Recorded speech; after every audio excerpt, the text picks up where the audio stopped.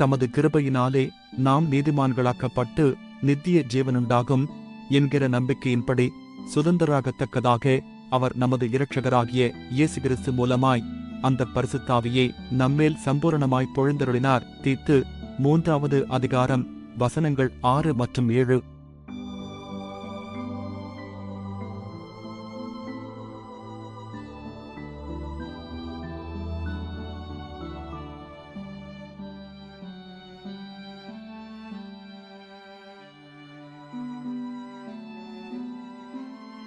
தமது கிருபையினாலே நாம் நீதிமான்களாக்கப்பட்டு நித்திய ஜீவனுண்டாகும் என்கிற நம்பிக்கையின்படி சுதந்திராகத்தக்கதாக அவர் நமது இரட்சகராகிய இயேசு கிறிஸ்து மூலமாய் அந்த பரிசுத்தாவியை நம்மேல் சம்பூரணமாய் பொழிந்தருளினார். தீத்து 3வது அதிகாரம் வசனங்கள் 6 மற்றும் 7.